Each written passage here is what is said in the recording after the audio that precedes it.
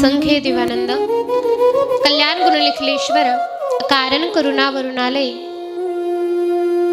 भक्तवांच कल्पतरुस्तथा असणार आहे आपले देवादिदेव महादेव यांच्या परम पावन या कथेमध्ये आजचा आपला दुसरा दिवस।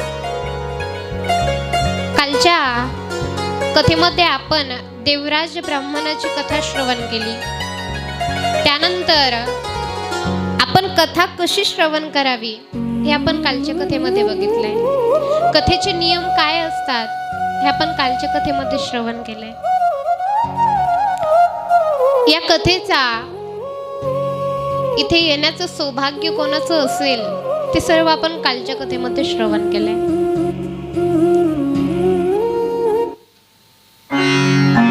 या भगवंताच्या अवीट गोड मधुर अशा कथेमध्ये साधू संतांच्या विचाराने पावन असलेल्या या ग्रंथांमध्ये काल देवराज ब्राह्मणाची कथा श्रवण केल्याच्या नंतर या महात्म्यामध्ये समोर बिंदुक नावाच्या ब्राह्मणाची एक कथा येते। तो बिंदुक नावाचा ब्राह्मण वाशकल नावाच्या एका गावामध्ये राहायचा। त्या गावामध्ये तो राहत असताना जातीने ब्राह्मण होता, पण सदाचारहीन राहायचा। नेहमी पाप कर्म करत होता, कधी चांगले कर्म त्याने केलेच नाही। भगवंताचं कधी त्याने नामस्मरण केलंच नाही, भगवंताचं कधी चिंतन केलं नाही। देहाला आल्याच्या नंतर आपण कधीतरी भगवंताचं नामस्मरण केलं पाहिजे। जसं आपल्याला जर का एखादी नोकरी लागलेली असेल तर त्या नोकरीचं काम आपल्याला रोज करावंच लागतं। तसंच हा मनुष्य देह भेटल्याच्या नंतर या देहाचं एक काम आहे, या देहाला एक लागलेली नोकरी आहे, ती म्हणजे भगवंताचं नामस्मरण, देवाची आठवण, ती आपण केलीच पाहिजे। आणि ब्राह्मणानंतर हे सर्व केलंच पाहिजे। ब्राह्मणांचे काही नियम असतात, ब्राह्मणाने कसं राहावं, किती वाजता उठावं, काय करावं, सगळे नियम असतात। ब्रह्ममुहूर्तावरती 4 वाजता उठावं।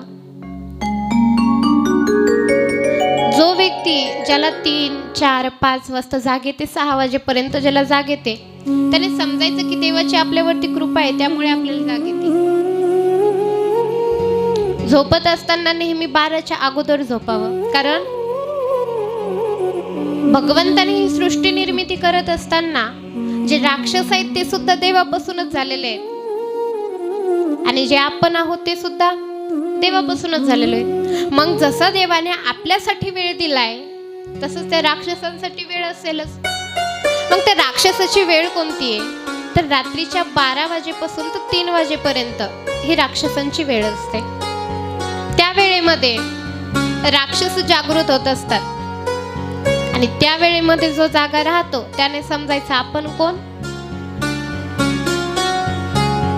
बरेच बाया म्हणतात ना, रात्री झोपच येत नाही, दुसरं काही नाही, ते त्याचे लक्ष नाही।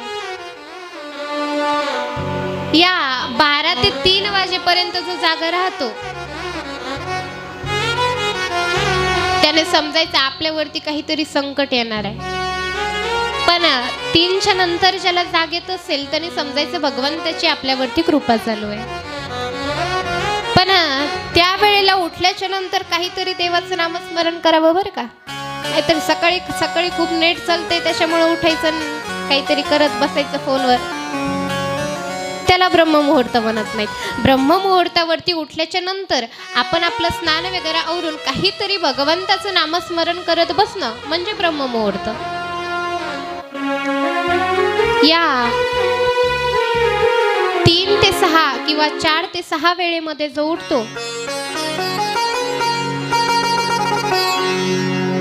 3 वाजेपासून तर 5 वाजेपर्यंत उठण्याचा नियम हा ब्राह्मणांचा आहे। ब्राह्मणांनी त्या वेळेमध्ये उठावं। पण हा असणारा बिंदुक नावाचा ब्राह्मण, जरी ब्राह्मण असला तरी ब्राह्मणांचं एकही लक्षण त्याच्यामध्ये नव्हतं. पापाचार करत होता, व्यवसाय करायचा,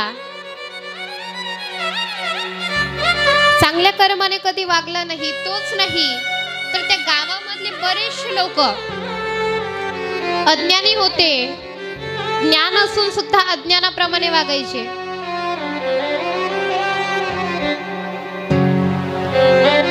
वाईट वागत होते, स्वधर्मी नव्हते. जीवन जगत असताना माणसाने थोडं तरी धर्माला धरून जगावं. पण त्या गावातला कोणताच माणूस धर्माला धरून जगला नाही.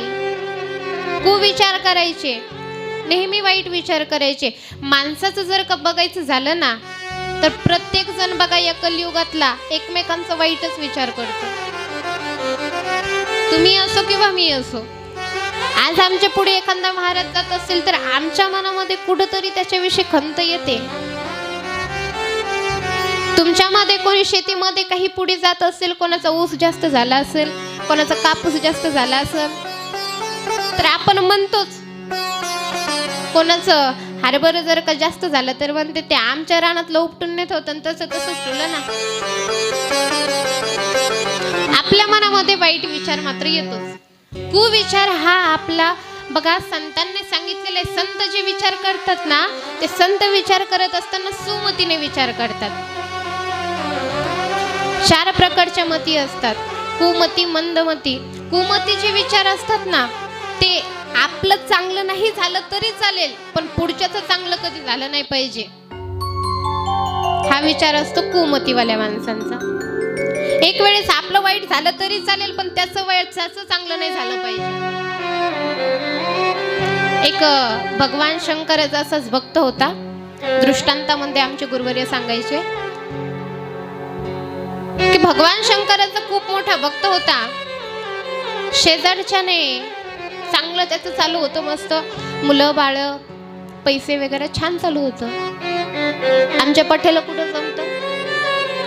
सकाळी पहाटेच भगवान शंकराकडे गेला आणि भगवान शंकराला जाऊन त्याला चालू केलं, भोळ्या शंकरा.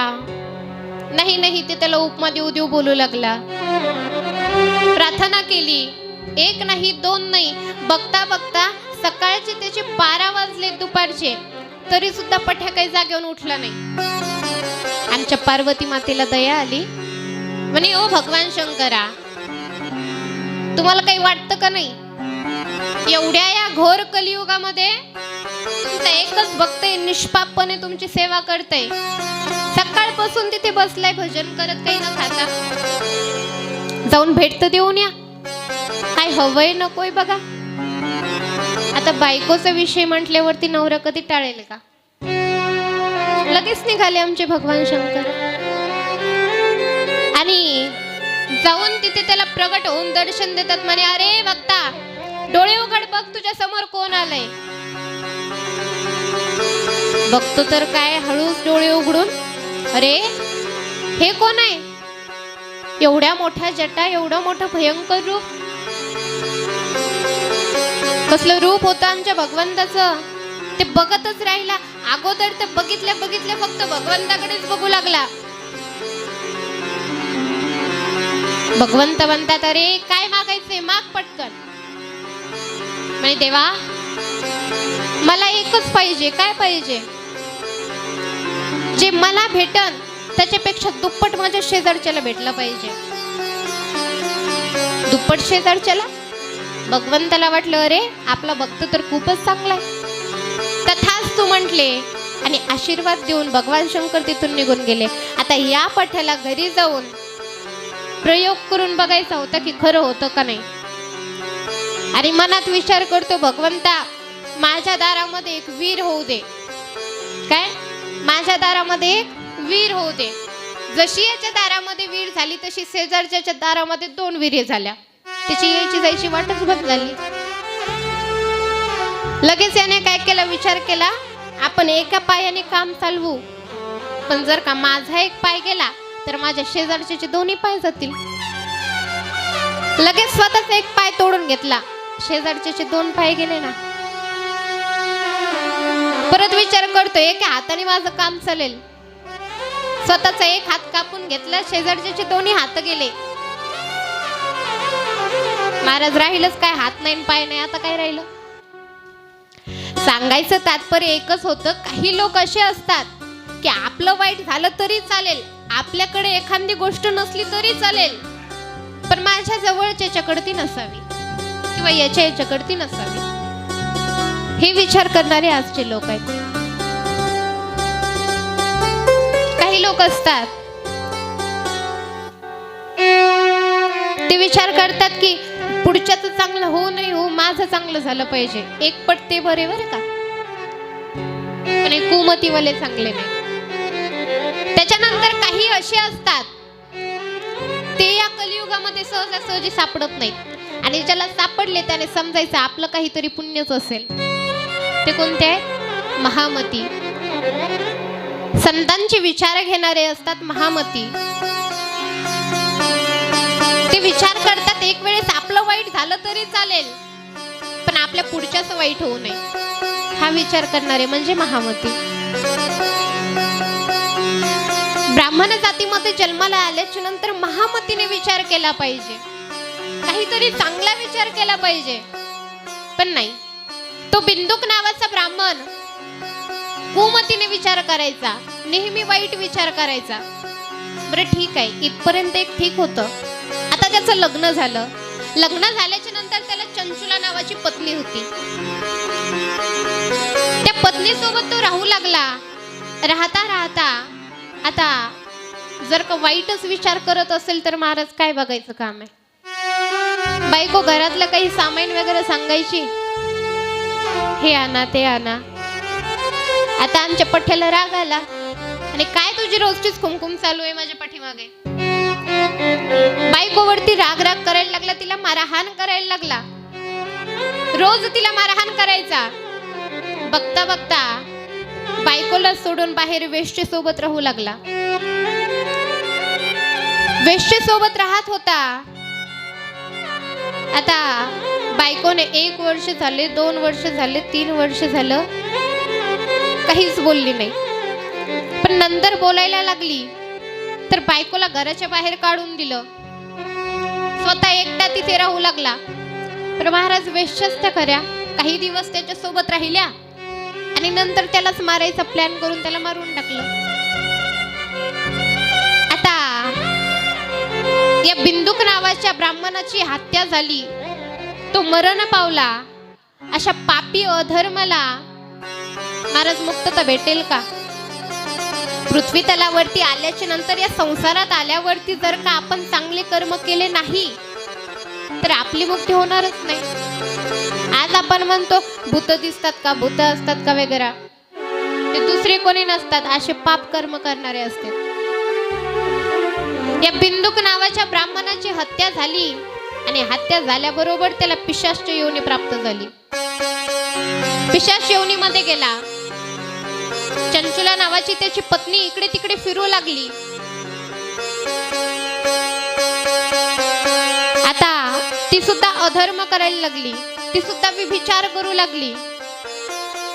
बघता बघता तिचं वय तरुणपणाचं म्हातारपणाकडे गेली, आणि म्हातारपण झालेलंय, पूर्ण तिचं अंग आता थकून गेलंय. आणि एक दिवस भगवान शंकराच्या मंदिराजवळ जाऊन थांबली. त्या भगवान शंकराच्या मंदिराजवळ थांबल्याच्या नंतर काही भक्त होते भगवंताचे, ते भगवंताचं भजन करू लागले. ते भजन तिच्या कानाला थोडस गोड लागलं, आणि ते भजन कानाला गोड लागल्याच्या नंतर ती तिथेच बसून राहिली. बघता बघता भजनावाले सगळे गेले. त्यानंतर कथेवाले आले, आणि भगवान शंकराची सुंदर अशी तिथे कथा चालू झाली. ती कथा श्रवण करायला सर्व भक्तगण असेच मंडपामध्ये बसलेले होते, आणि ती चंचुला नावाची स्त्री एकटीच मंडपाच्या बाहेर बसून ती कथा ऐकू लागली. 1 दिवस झालं, 2 दिवस झालं, बघता बघता 7 दिवस तिने ही कथा ऐकली, आणि नेमकं 7व्या दिवशीच तिचा तिथं देहांत झाला. तिचा देहांत झाल्याच्या नंतर महाराज तिने सुद्धा विभिचार केलेला होता, तिला सुद्धा नरकात जायला हवं. जसं तिच्या नवऱ्याने विचार केला तसाच तिने सुद्धा विभिचार केलेला आहे. मग ती सुद्धा नरकामध्ये जायला पाहिजे. पण नाही, तिला शिवदूत नेण्याकरिता आले. कारण तिने भगवंताची कथा श्रवण केली होती. जीवनामध्ये कितीही पाप केलं आणि त्याच्यामध्ये जर का थोडंसं पुण्य केलेलं असेल तर आपण महाराज कुठेतरी तरुणच निघतो. कारण त्या यमदूतांनी आपल्याला नेल्याच्या नंतर त्या नरकात नेल्यावर तिथे आपल्याला प्रश्न केले जातात की तू पृथ्वी तलावरती असताना तुला मनुष्य देह प्राप्त झाला होता, तेव्हा तू नेमकं तिथे जाऊन केलं काय. तिथे काय आपल्याला असं सांगता येत नाही, मी माझ्या मुलाला एवढी इस्टेट कमवून ठेवली, मी माझ्या मुलासाठी एवढे भांडणं केले, मला सून एवढी भारी आणली, किंवा काय काय काय काय तुमचे जे व्यवहारातल्या गोष्टी असतील ते आपण तिथे सांगू शकत नाही. ते आपल्याला तिथे सांगता येत नाही. मग तिथे सांगता काय येतं, तर आपण केलेलं पुण्य आपल्याला तिथे सांगता येतं. भगवंतासाठी घातलेला वेळ आपल्याला तिथे सांगता येतो. या 24 तासापैकी आपण 1 तास जर का भगवंतासाठी घातलेला असेल तर तोच आपण तिथे सांगू शकतो. म्हणून या चंचुलाने ती कथा श्रवण केलेली होती. त्या 7 दिवसाच्या कथा श्रवणाने तिला यमदूत नेण्याकरिता आले, तिला शिवदूत नेण्याकरिता आले. आणि त्या शिवदूतांसोबत ती कैलास पर्वतावरती गेली. आणि कैलास पर्वतावरती गेल्याच्या नंतर आमच्या पार्वती मातेची दासी म्हणून तिला तिथे पद देण्यात आलं. बघा महाराज, एक विभिचार करणारी स्त्री, तिला आमच्या पार्वती मातेची दासी होण्याचं सौभाग्य प्राप्त झालं.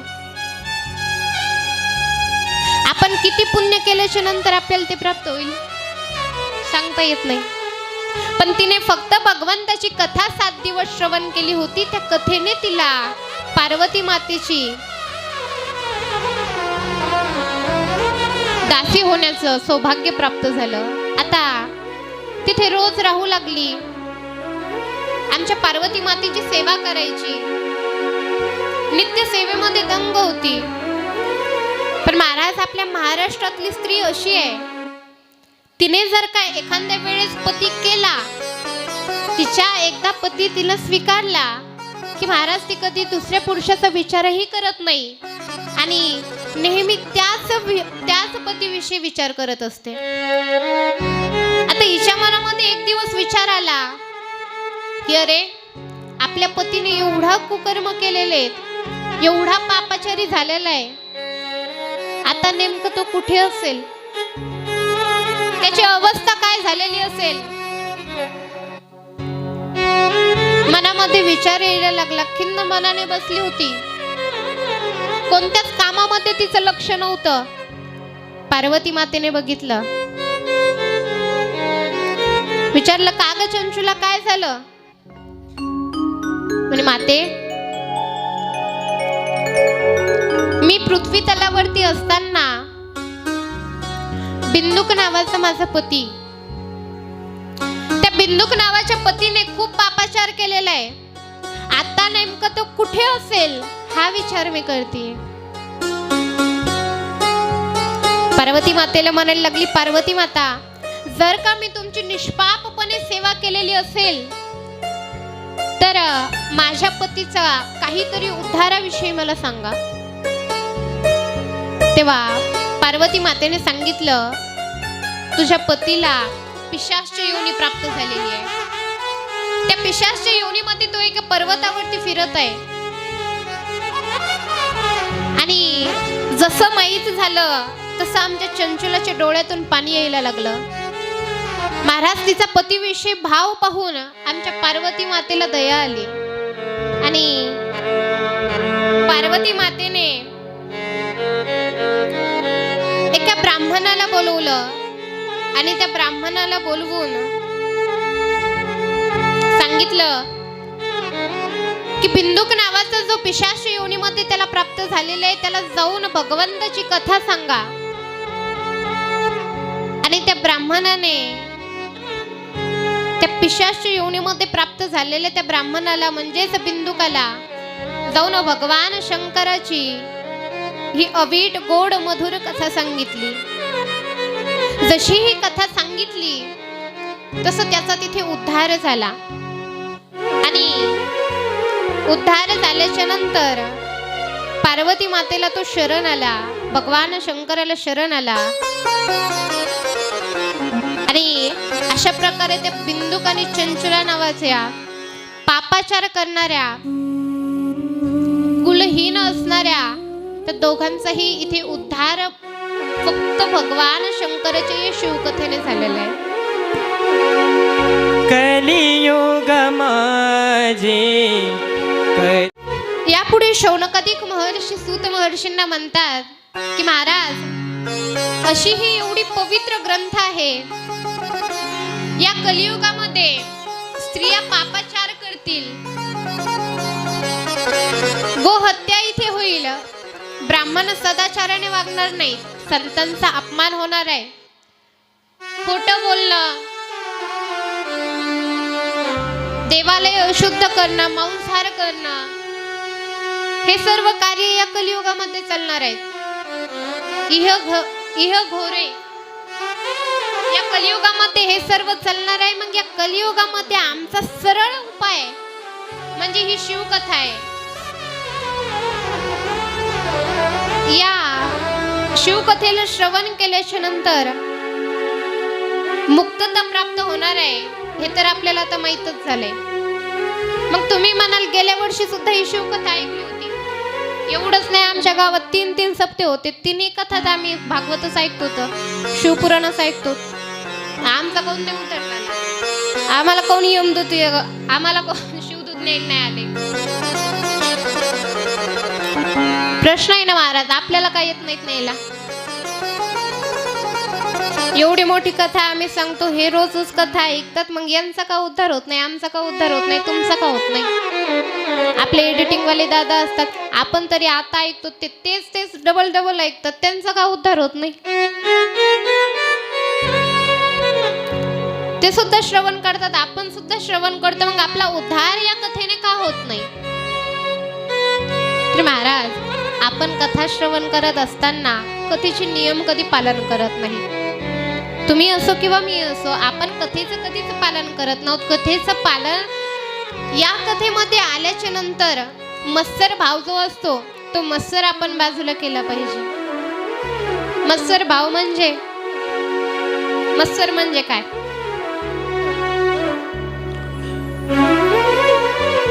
एकमेकांविषयी मनामध्ये जो खंत असते त्याला मत्सर म्हणतात.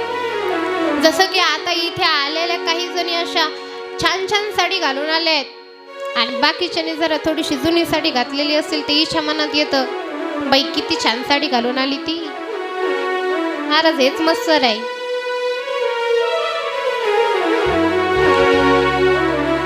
एखाद्याच्या शेतामध्ये खूप धन झालं असेल, ले झालं त्याच्या शेतामध्ये यावर्षी, हाच मत्सर आहे. एखाद्याने नवीन गाडी घेतलेली असेल,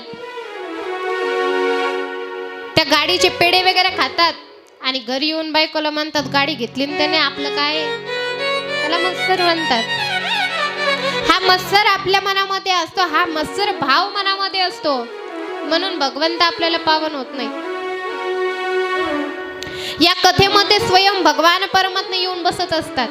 कोणत्या रूपामध्ये भगवंत येतील हे आपण सांगू शकत नाही. कोण्याही जीवाचा नगडो मचर मॉनिटर, कोण्याही जीवाचा नगडो मचर, वरमे सर्वेश्वर पूजनाचे, वरमे सर्वेश्वर पूजनाचे, विष्णुमय जय, विष्णुमय जय,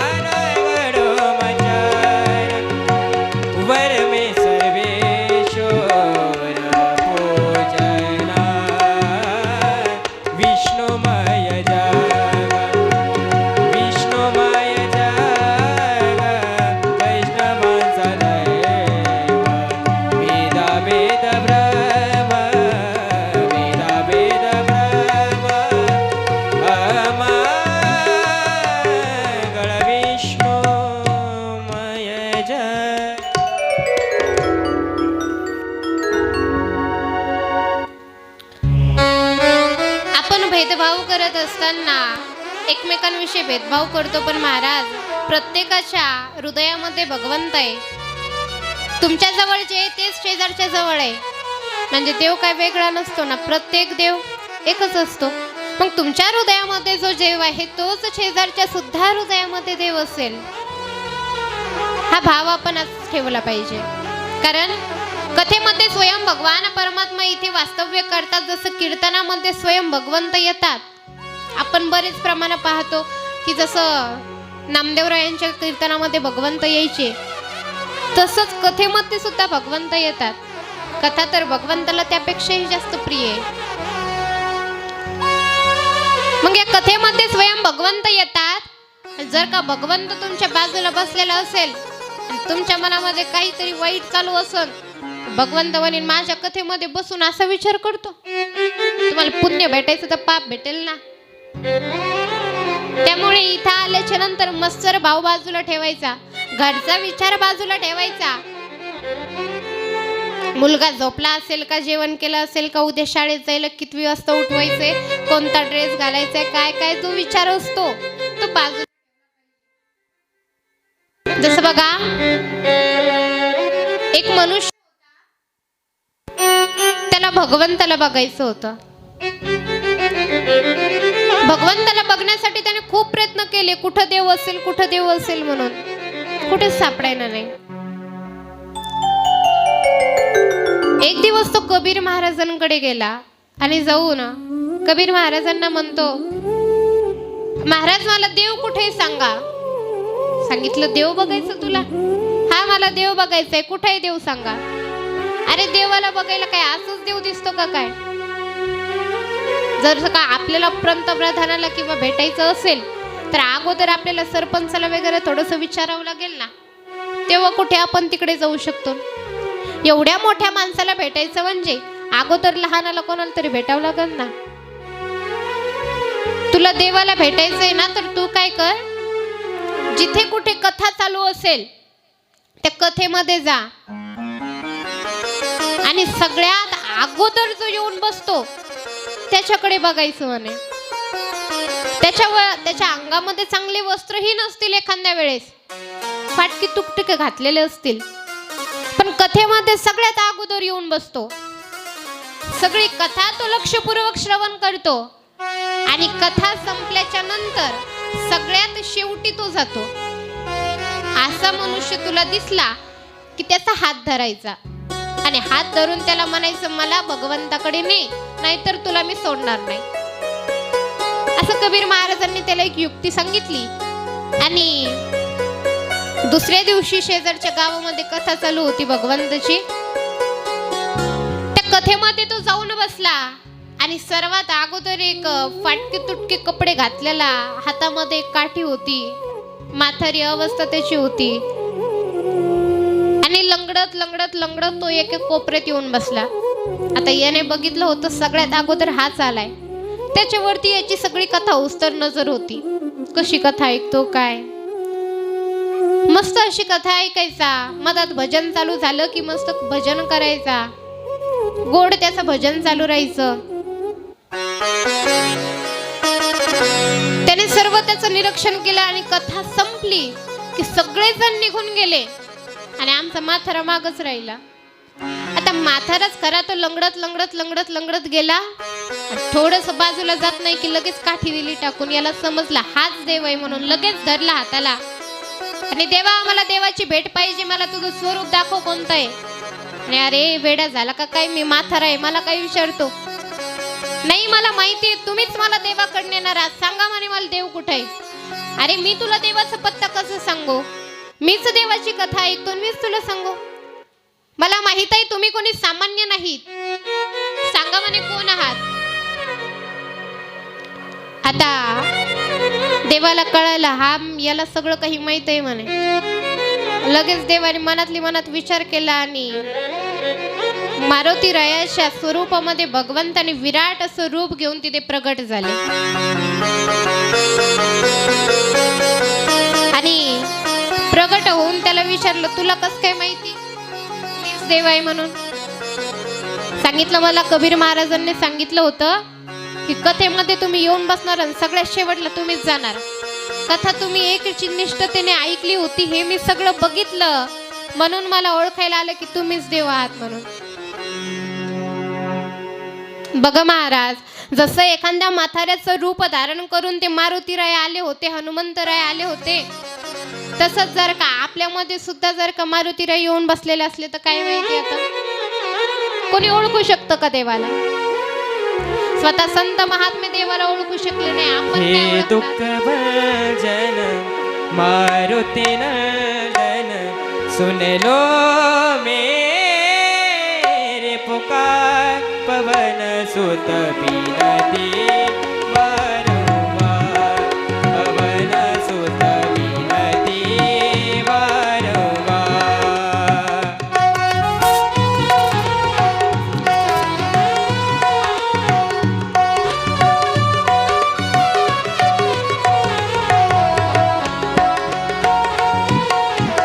जय श्रीराम.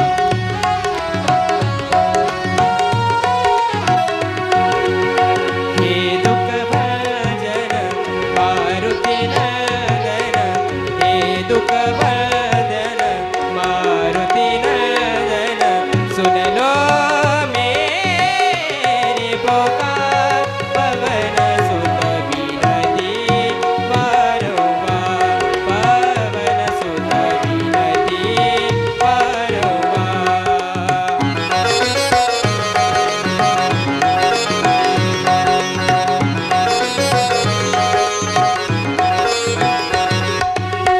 अष्टसिद्धिनो निधि के दाता दुखियों के तुम भाग्य विधाता कर लो मेरा होता पवन सुत बिनती वारंवार पवन सुत बिनती वारंवार. मेरे राम मेरे राम मेरे राम मेरे राम मेरे नाथ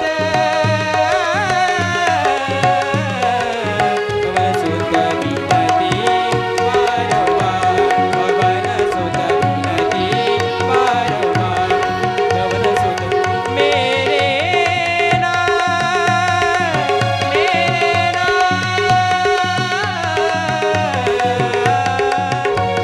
नाम पवन सुत वारंवार.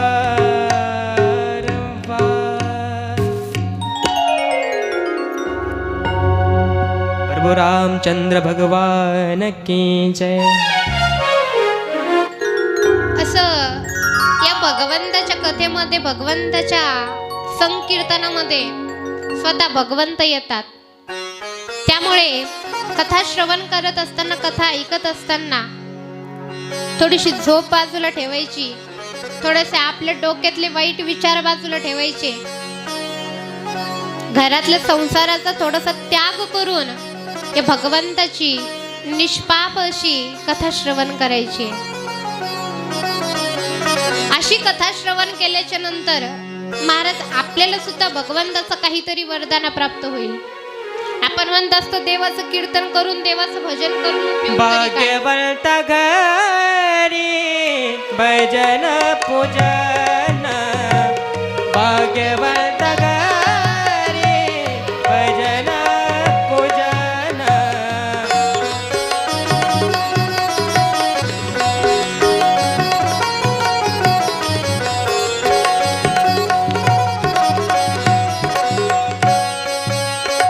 त्याची वाट पाय रघुनंदन त्याची वाट पाय पाय पाय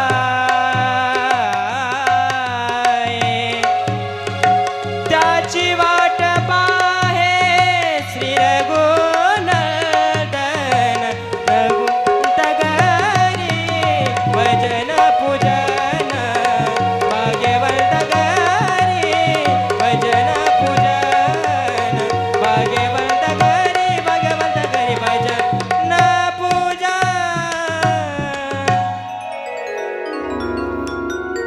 भाग्यवंत घरी भजन पूजन. ज्या घरामध्ये ज्याचे भाग्य असेल त्यालाच हे भजन पूजन करायला भेटत असतं, त्याच्याच मुखातून नामस्मरण येत असतं.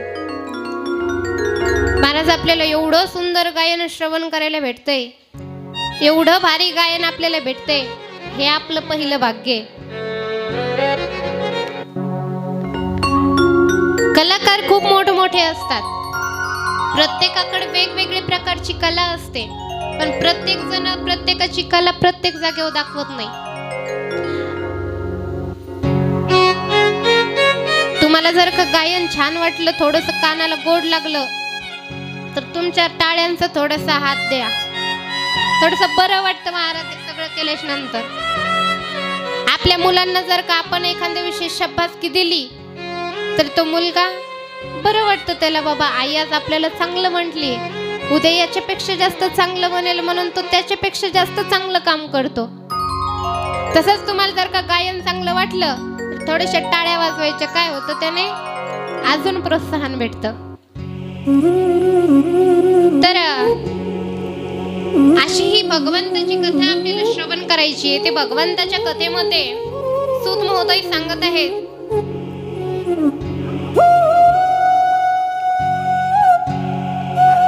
24,000 श्लोकांचं हे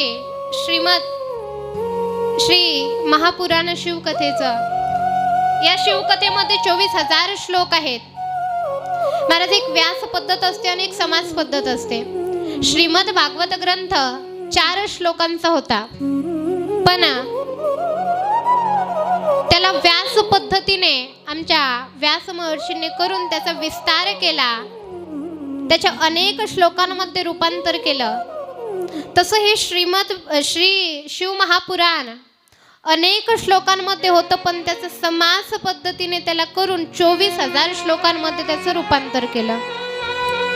12 प्रकारचे यामध्ये संहिता आहेत. रुद्र संहिता, विश्वेश्वर संहिता, उमा संहिता, कैलास संहिता, अशा 12 संहिता आहेत. या सर्वांचं वर्णन करून सांगितल्याच्या नंतर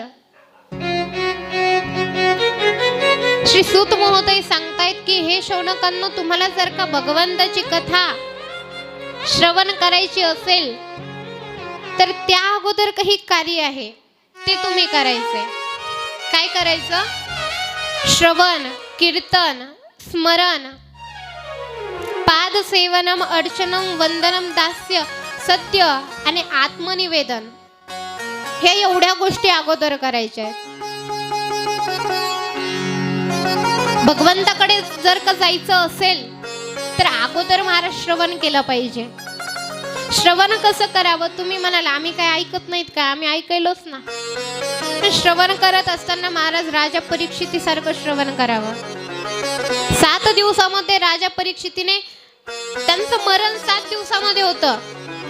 ज्याचं मरण 7 दिवसावर आलंय त्याचं चित्त लागेल का एका जागेवर? नाही लागणार महाराज. पण त्या राजा परीक्षितीने 7 दिवसामध्ये अशी भगवंताची कथा श्रवण केली होती की 7 दिवसामध्ये त्यांचा उद्धार झाला होता.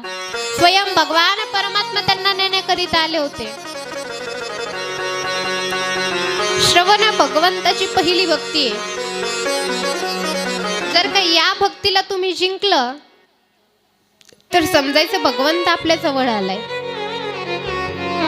परीक्षामध्ये जर का आपल्याला पहिलाच प्रश्न नीट सोडवता आला नाही, नावच जर का आपल्याला आपलं स्वतःचं नीट टाकता आलं नाही, तर पेपर आपण काय सोडवणार? नाही सोडवू शकणार. तसंच भगवंताला जर का प्राप्त करून घ्यायचं असेल तर अगोदर पहिली भक्ती आपण साध्य केली पाहिजे. पहिली भक्ती आहे श्रवण करणं. श्रवण आपण केलं पाहिजे. श्रवण करत असताना एक चित्त देऊन सर्वांगाचं कान करून कथा श्रवण करावी. भगवंताच्या या तल्लीन होऊन श्रवण केल्याच्या नंतर भगवंताकडे जाणारा मार्ग आपला सोपा होतो. त्यामुळे सूत महोदय शौनकांना सांगतायत की तुम्ही अगोदर श्रवण भक्ती करा. श्रवण भक्ती करायची सांगितली. दुसरं सांगितलं कीर्तन करा. कीर्तन करा म्हणजे तुम्ही म्हणाला आम्हाला कीर्तन करता आलं असतं तर आम्ही इथं कशाला बसलो असतो. कीर्तन करायचं म्हणजे भगवंताचं भजन करायचं. कसं भजन करायचं सांगू तुम्हाला. हे जे 2 हात दिसत आहेत ना, हे 2 हात एकमेकांना वाजवायचे. कसे? असे वाजवायचे आणि मुखाने देवाचं नाव घ्यायचं. कोणाचं? देवाचं. कोणाचं? बोला की काय झोप येईल का काय? कोणाचं नाव घ्यायचं? देवाचं नाव घ्यायचं.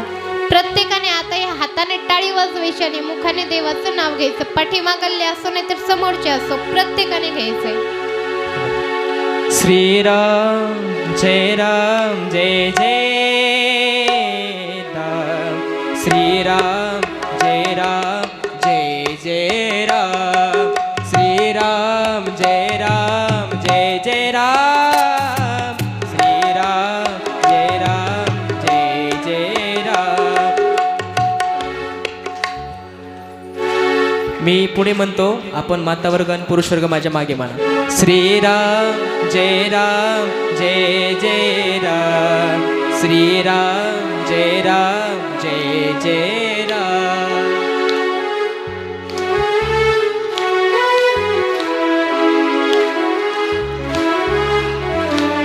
क्या बात है. श्रीराम जय जय राम. अवधपुरी के राजा राम. वाह वाह.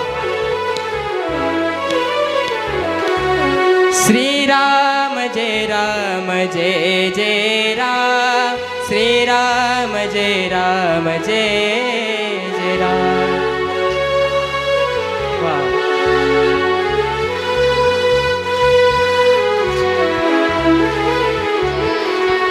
श्रीराम जय जय राम. श्रीराम जय जय राम.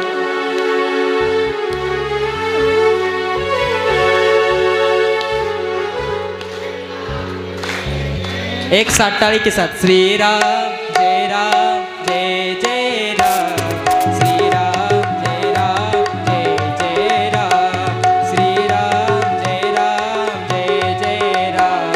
श्रीराम जय जय राम.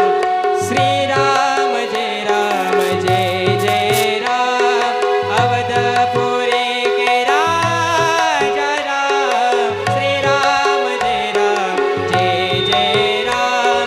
वृंदावन के राधेश्याम.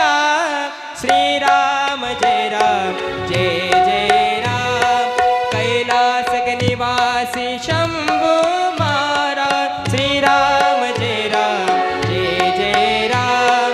अवधपुरी के राजा राम. श्रीराम जय जय राम. श्रीराम जय जय राम. श्रीराम जय जय राम.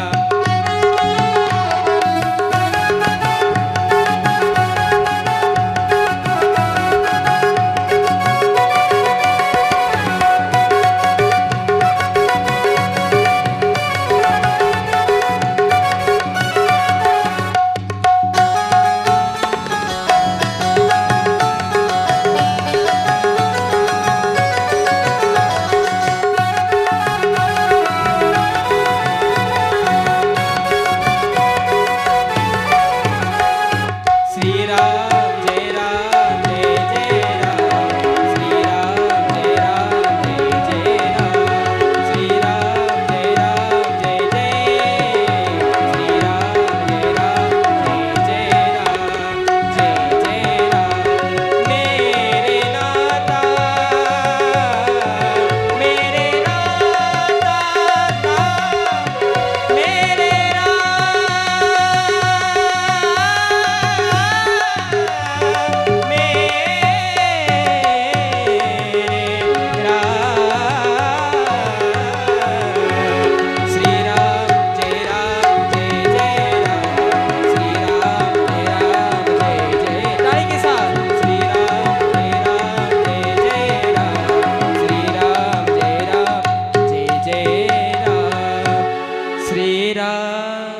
जय राम जय जय राम.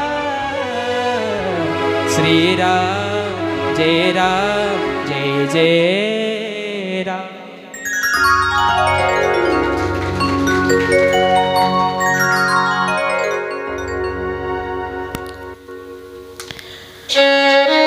असं भगवंताचं कीर्तन करावं. हे भजन केल्याच्या नंतर किती मन असं शांत होतं, मन फ्रेश होतं, बरोबर ना.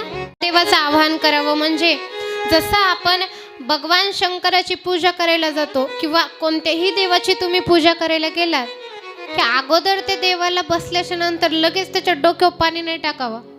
अगोदर त्याचं थोडंसं नामस्मरण करावं, हात जोडून त्या देवाची विनंती करावी. जशी घंटी वाजवली जाते जाताना, ती घंटी का वाजवली जाते की देवा मी तुझ्या दारात आले हे सांगण्यासाठी घंटी वाजवली जाते. आणि गेल्याच्या नंतर तिथे बसून अगोदर देवाचं थोडंसं नामस्मरण करावं. आणि ते नामस्मरण केल्याच्या नंतर देवाला आवाहन केलं जातं. मग देव तिथे येतो आपल्या जवळ. आणि नंतर त्या देवावरती आपण त्याचं स्नान करावं. देवाचं स्नान केल्याच्या नंतर स्वच्छ कपड्याने देवाचं पूर्ण अंग पुसावं. आणि नंतर भगवंताला गंध लावावा. ही देवाची पूजा करत असताना देवाला आवाहन करायच्या अगोदर जर का भगवान शंकराच्या मंदिरामध्ये गेलात तर अगोदर भस्म लावावं. ही पूजा कशी करायची हे तुम्हाला मी समोर सांगणारच आहे, पण थोडंसं शॉर्टकटमध्ये अगोदर सांगून जाते, कारण आज सोमवार आहे ना, त्याच्यामुळे थोडंसं सांगून जाते. नंतर आपण विस्तारपूर्वक ऐकायचंच आहे, पण थोडंसं सांगायचं झालं तर बघा, कथा श्रवण करायच्या अगोदर प्रत्येकाने आपण आपल्या कंपाळावरती भस्म लावायचा आहे. आणि भस्म का लावायचा तर भस्म लावून जर का देवाची पूजा केली तर देव ती पूजा लवकर स्वीकारतो. त्यामुळे अगोदर भस्म लावायचं, आवाहन करायचं, आसन ग्रहण करायचं. आणि नंतर भगवंताला स्नान वगैरे घालून स्वच्छ कपड्याने पुसल्याच्या नंतर गंध लावावा. गंध लावत असताना देवाला कुठेही भस लावण्यापेक्षा भगवंताला 9 जागेवरती गंध लावले जातात, ते गंध लावावे. त्यानंतर चंदनाचा गंध लावायचा. भगवान शंकराला कधीच कुंकू लावू नये. कुंकू लावल्याच्या नंतर, कारण कुंकू का नाही लावायचं तर भगवान शंकर अगोदरच आमचे खूप रागीट बघा. आणि कुंकू लावल्याच्या नंतर राग येतो. बायांच्या नाकाच्या शेंड्यावर राग का असतो तर रोज कुंकू लावतात म्हणून. देताना घेताना कुंकू लावायचं सोडून अगोदरच कुंकू लावायचं कमी झालंय. कुंकू लावण्याचे तेवढेच फायदा सुद्धा आहे आणि तेवढाच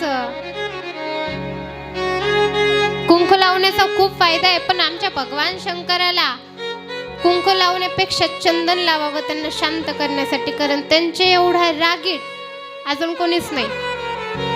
याचा महिमा आपल्याला पुढे श्रवण करायचा आहे. पण त्या भगवंताला 9 जागेवरती गंध लावायचा आहे, चंदन लावायचं. आणि भगवंताला धूप दीप गंध लावून नंतर नैवेद्य द्यावा. आणि नैवेद्य भगवंताला लावल्याच्या नंतर गाईला असो देवाला असो नैवेद्य लावल्यावरती त्याच्यावरती पाणी फिरवावं. जर का पाणी फिरवलं नाही तर ते नैवेद्य देवाला न जाता राक्षसाकडे ते नैवेद्य जात असतं. त्यामुळे देवाला नैवेद्य लावत असताना नेहमी त्या ताटावरनं पाणी फिरवलं जातं. प्रत्येकाने यापुढे लक्षात ठेवायचं की नैवेद्य लावल्यावरती पाणी फिरवायचं म्हणून. आणि अशी सरळ साधी सोपी भगवंताची ही पूजा कशी करायची हे शौनकादिक महर्षींना सूत महर्षींनी सांगितलं. पण त्या सूत महर्षींना प्रश्न पडला की म्हणे हे त्या शौनकादिक महर्षींना प्रश्न पडला की हे सूत महोदय, आमच्या भगवान शंकराची पूजा ही लिंग स्वरूपामध्येच का करावी? जसं की आपण दुसऱ्या देवांना बघतो ते दुसऱ्या देवांचा आपण मूर्ती रूपामध्ये पूजा करतो. आमच्या हनुमंतरायांची असो किंवा प्रभू रामचंद्राची असेल, भगवान श्रीकृष्णांची असेल, ज्या देवाची पूजा बघताना त्या देवाची पूजा आपण मूर्ती रूपामध्ये करतो. मग या शंकराचीच पूजा आपण लिंग रूपामध्ये का करावी? असा सुंदर प्रश्न शौनकादिक महर्षींनी सूत महर्षींना विचारलेला आहे. या प्रश्नाचं उत्तर आपण उद्याच्या कथेमध्ये श्रवण करणार आहोत. त्यानंतर ब्रह्मदेव आणि विष्णूचा वादविवाद तो सुद्धा आपल्याला उद्या श्रवण करायचा आहे. बरीचशी गोष्ट आपल्याला उद्या श्रवण करायची आहे, ती तुम्हाला उद्या कळेलच.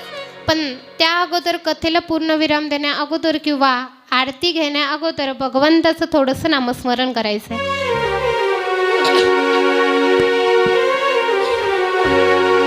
रे रे ना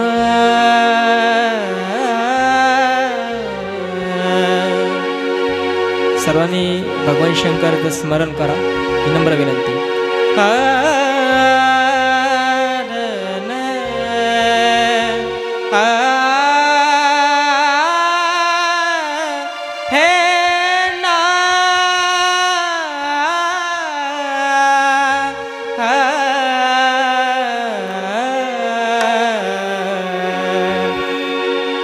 मेरे नाथ तुम्हारे जय जय हो शंभुनाथ तुम्हारे जय जय हो.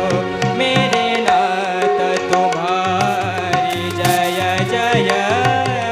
मेरे नाथ तुम्हारे जय जय हो. मेरे नाथ तुम्हारे जय जय. मेरे नाथ तुम्हारे जय जय हो शंभुनाथ तुम्हारे जय जय हो. मेरे नाथ तुम्हारे जय जय हो.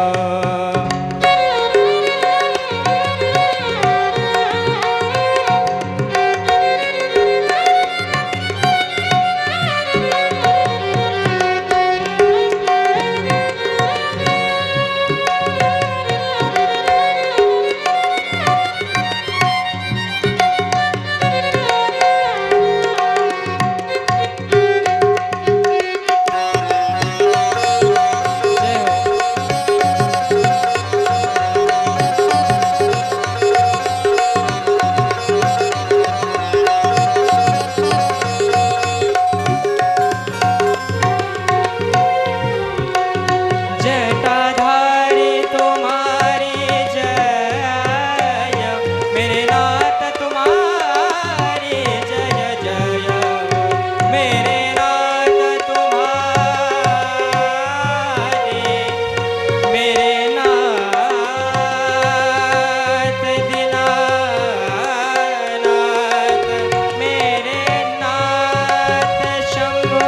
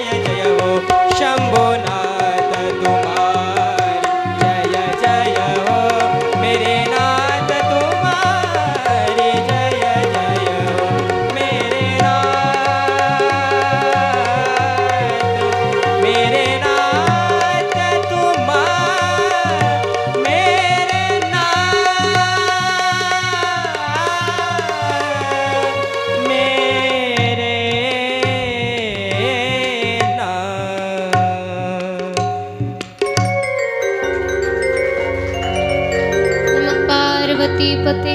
हर हर महा